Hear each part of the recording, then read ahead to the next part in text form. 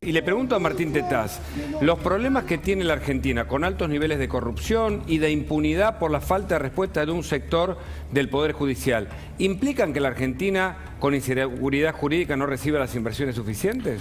Bueno, hay mucha evidencia científica de que efectivamente hay una relación entre, por ejemplo, el índice de transparencia internacional que elabora Transparencia Internacional y el nivel de crecimiento de los países, y que un país como Argentina, que tiene una nota tan baja en Transparencia Internacional, comparado con Uruguay o comparado con Chile, por ejemplo, se está perdiendo casi medio punto de crecimiento por año como consecuencia de eso. O sea que efectivamente la evidencia científica sostiene ese argumento o esa hipótesis de que a la Argentina le cuesta, no solamente la corrupción es un problema moral, sino que es un problema económico, le cuesta caro a la Argentina. Guada, tenés un tuit, ¿no?, para compartir con Martín. Sí, un tuit de, bueno, es un hilo del Ministerio de Economía que acaban de tuitear hablando sobre la deuda. Martín, recién mencionabas que estás cansado que se discuta sobre la deuda cuando en realidad lo que hay que discutir es el déficit. Pero el gobierno, a tono con la carta de Cristina Kirchner, o el posteo de Cristina Kirchner también de hace unos minutos, sigue insistiendo con las diferencias en cuanto a lo que es la deuda de este gobierno, la deuda en pesos y la deuda en dólares. Mirá, dice, esto fue retuiteado por el propio presidente Alberto Fernández. El actual gobierno no tomó dólares prestados. Por el contrario, en el año 2020 se realizaron 2 operaciones de reestructuración de deuda externa que generaron para la Argentina un ahorro de 34.800 millones de dólares en el periodo 2030. Y sigue insistiendo en otro tuit, dice, deuda en dólares no es lo mismo que deuda en pesos. En esta afirmación se pasa a dólares una deuda que se emitió en pesos, se mezcla emisión de deuda denominada en moneda extranjera con emisión de deuda denominada en pesos y financiamiento del Banco Central al Tesoro. ¿Qué opinas de esto? Me llama la atención, no sé de dónde saca los números el Ministerio de Economía, porque cuando uno mira los datos de la deuda aumentó en este gobierno, no bajó, no se redujo, mucho menos en esa proporción que está indicando. Los propios datos de la Secretaría de Finanzas del Ministerio de Economía desmienten esa afirmación. En segundo lugar, ¿cómo que no tomó dólares si está usando los dólares de la reserva, como los usó Cristina Fernández de Kirchner también, para pagar vencimiento de deuda? Si postergó los pagos que tenía que hacerle al Club de París, por ejemplo, y eso implica pagar intereses del 9% en dólares. Entonces, ¿cómo dice que no está tomando deuda en dólares? Claro que está tomando deuda en dólares. Entonces, ¿que nos mienten? Pero por supuesto, descaradamente, pero además no solamente está tomando deuda en dólares y está usando la reserva del Banco Central, que obviamente son en dólares, sino que está tomando inclusive deuda que es peor que la deuda en dólares, porque está tomando deuda indexada por ser. Vos sabés que en estos momentos en Estados Unidos hay 5% de inflación en dólares.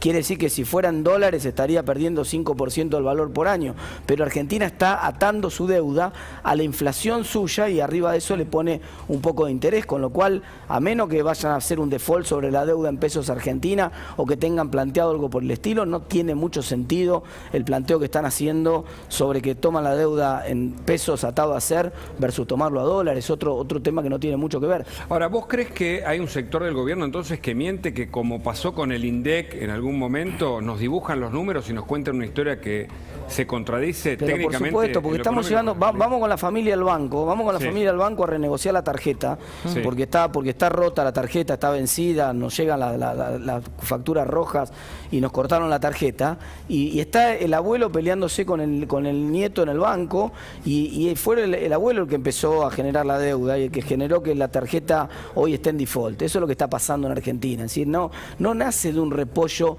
el proceso de endeudamiento. Siempre el proceso de endeudamiento está atado al proceso del déficit. ¿Por qué no explican por qué le sacaron 65.000 millones de dólares al Banco Central para pagar deuda? ¿Por qué no explica Cristina por qué ella asumió con superávit y lo perdió y entregó con un déficit escandaloso?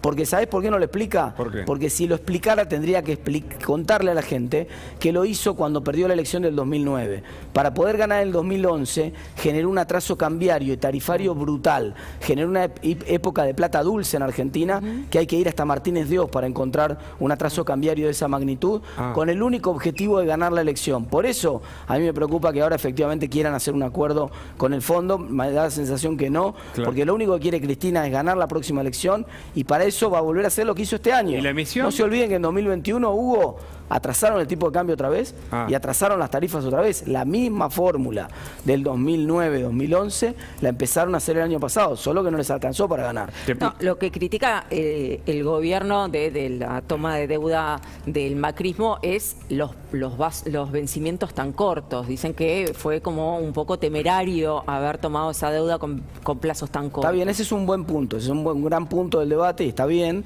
El tema ese es una responsabilidad compartida con el fondo. El fondo especuló, creyó y hizo el análisis de que el problema de Argentina en 2018 era un problema de liquidez y no de solvencia. Claro. Si es un problema de liquidez, cuando yo, mirá, en realidad cobro el sueldo todos los días 10, pero que me viene a cobrar el alquiler me lo cobra el día 5. No me falta plata para pagar el sueldo, me falta liquidez. La voy a tener, pero bancame 5 días que voy a cobrar el sueldo dentro de 5 días. En general, cuando vos tenés un problema de liquidez, la deuda la tomás por un corto periodo de tiempo hasta que resolvés tu problema de liquidez. Lo que pasa es que el problema de Argentina, que en principio parecía que empezaba siendo un problema de liquidez en 2018, se terminó transformando en un problema de solvencia luego, y sobre todo cuando ganó el gobierno. Después de las PASO. Claro, cuando ganó el kirchnerismo. Ahora, ¿hay límite para la emisión? Porque vos hablaste, yo fui el primero que escuchó que hablaste de los 2 billones, me acuerdo incluso el año pasado. Pero por supuesto. De ese dato que impactó a todos porque no terminábamos de contar los ceros. Claro, y otros 2 billones más prácticamente durante el año pasado. ¿Pero hay límite para eso? Porque se puede emitir hasta el infinito o impacta en la inflación y eso.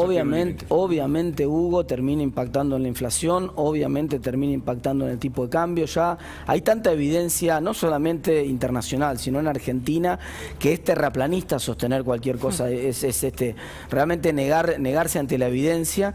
Y bueno, por supuesto, otra vez, cuando uno escucha a Guzmán, da la sensación que Guzmán está preocupado por el tema ese y trata de controlar el déficit, por ejemplo, aumentando las tarifas, pero del otro lado el kirchnerismo duro no lo deja y les parece, acordate la carta de Vallejo, que proponía prácticamente, bueno, emitamos todo lo que tengamos que emitir, que total no pasa nada, que total eso no tiene nada que ver con la inflación. Entonces, si vos estás convencido de esa idea, la verdad que a mí me preocupa mucho porque eso tiene consecuencias que pueden ser devastadoras, porque la gente aprende rápido, Hugo, y cuando acelerar la inflación en Argentina, esta película nosotros ya la vimos.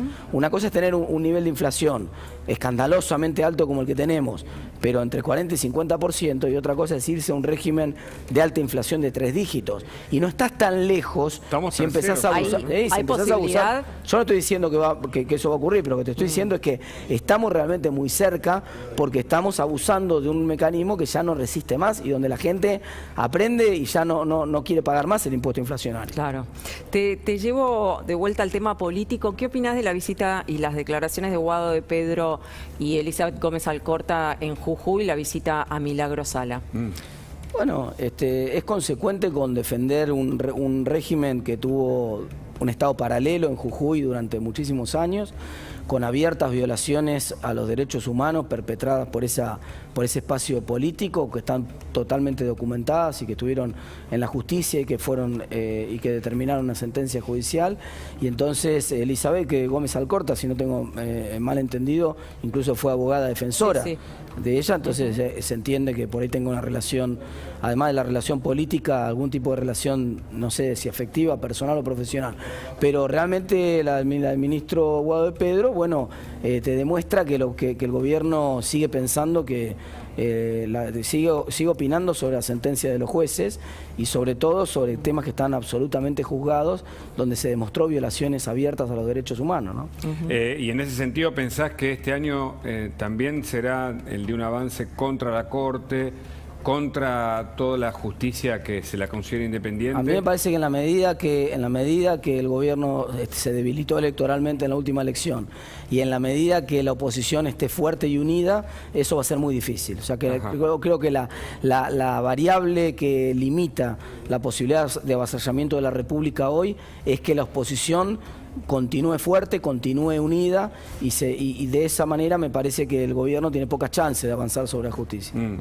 Una pregunta de Gustavo Segre, que está ahí con nosotros y no quiero dejar que, por supuesto, la pregunta de él no se haga como corresponde. Gustavo, tu pregunta económica a Martín Tetaz. Un saludo para Martín. ¿Qué tal, reforzando el concepto de deuda en pesos es solamente el 27%, el 73% es en deuda en dólares. Así que es exactamente lo que decía Martín. Pero Martín, la pregunta es, ¿Cómo puede hacer el Congreso para limitar las acciones, en este caso del Banco Central, con una emisión desmedida, para que lo que vos estás pronosticando se pueda evitar?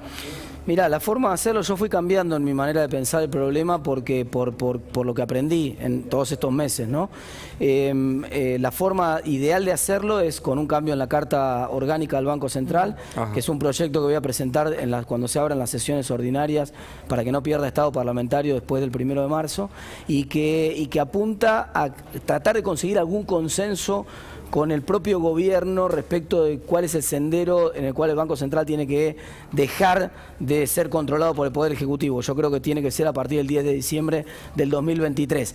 Y aunque me gustaría que fuera antes, me parece que esta es la manera de lograr que esto no sea cambiado por una mayoría circunstancial del oficialismo cuando retome poder o que no sea vetado por el propio presidente. Me parece que la forma políticamente conveniente de hacerlo en el Congreso es presentar el proyecto ahora, debatirlo y conseguir una nueva Carta Orgánica del Banco Central que limite seriamente el poder que tiene el Ejecutivo sobre el Banco Central, a mi juicio, me parece que eso sería razonable a partir de 2023. Ahora, ¿ese proyecto puede funcionar? Porque una cosa es que se presente y otra cosa es que se apruebe. Bueno, yo creo que hay en ciencia política la teoría, la idea del velo de ignorancia de Rawls, ¿no? Esta idea de que es fácil ponerse de acuerdo en una institución, en un conjunto de reglas de juego, cuando no sabemos quién de los dos va a estar, de qué lado de la regla de juego esas. Entonces, si nosotros nos ponemos de acuerdo hoy con el oficialismo, con una parte por lo menos del peronismo respecto a una Carta Orgánica nueva que limite al Banco Central, yo creo que nadie sabe quién va a gobernar todavía en 2023, es una incógnita que favorece el acuerdo hoy. Entonces es posible que todos nos pongamos de acuerdo en, mira, te puede tocar a vos, me puede tocar a mí, mejor que le toque al que le toque, no toquemos más el Banco Central, no abusemos del Banco Central, no metamos mano en la reserva del Banco Central y paremos con la emisión monetaria que está causando el problema de la inflación en Argentina. ¿Aprendieron después de, para muchos, 2 derrotas en el Congreso por el tema presupuestario y luego en bienes personales y lo que pasó incluso en la provincia de Buenos Aires, aunque no te compete? ¿Aprendieron, se pusieron de acuerdo? ¿Hay un liderazgo en la coalición de Juntos por el Cambio? A mí me parece que lo del presupuesto fue una victoria rotunda. Primero porque demostró una oposición unida, que también pero no era que cayó en la trampa de Máximo, que también lo volvió a reformar. No, porque ese argumento de la trampa de Máximo no resiste ningún análisis para que haya estado en la sesión. Te digo por qué, Hugo. Porque Máximo llega a las 8:20 de la mañana con la escupidera en la mano a pedir por favor un cuarto intermedio hasta el martes, porque el presidente le pedía por favor un cuarto intermedio para el martes, para tratar de acercar posiciones. Entonces, si vos querés que se caiga, si ya íbamos a votar, si faltaba 1 hora para votar, si vos querías que se caiga el presupuesto, hubieran dejado que se vote normalmente. ¿Para qué acelerar todo eso? ¿Para qué producir toda la situación que se generó en el Congreso? ¿Pero ahora no tiene más discrecionalidad en los gastos? No, al contrario. Fíjate vos que el presupuesto que acaba de redireccionar por decreto el gobierno tiene mucho menos gasto que el presupuesto que tenía previsto. Así que vos pensás que solamente puede reencauzar el presupuesto que ya estaba aprobado en el año 2021 y tiene muchas limitaciones respecto a las posibilidades de emitir deuda. Va a tener que ir al Congreso para solicitar autorizaciones para emitir deuda, con lo cual, al contrario, y por supuesto perdió toda la discrecionalidad que tenía respecto a los impuestos. Por ejemplo, se le acabó la discrecionalidad con las retenciones. Uno de los debates que va a haber ahora seguramente cuando vuelvan las sesiones en el Congreso van a tener que ver sobre cómo avanza la Argentina un régimen de reducción gradual de las retenciones, que no hubiera sido posible ese planteo si no hubiéramos ganado la batalla del presupuesto. No, ¿y con la presencialidad de los diputados? Bueno, esta semana hubo varios diputados, el caso de Milei fue muy conocido, varios diputados que dieron COVID o que son sospechosos de COVID. La verdad que es un tema que habría que tratar, porque si no, la Cámara se empieza a convertir en una tómbola, digamos, ¿no? Con una paridad tan justa de personas. Claro. Entonces, si a vos te faltan, lo mismo que pasó en el Senado, al peronismo también, que perdió el quórum y después se lo robó, como suelen hacer cuando pierden, se quedan con la pelota.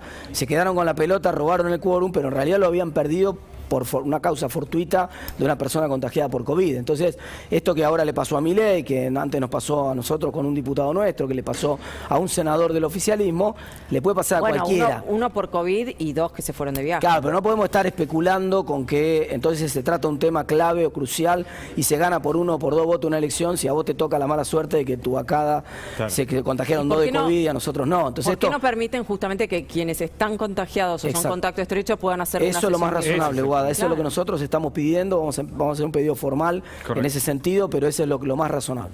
Bien. Martín Tetaz, gracias por tu visita. Muchas gracias.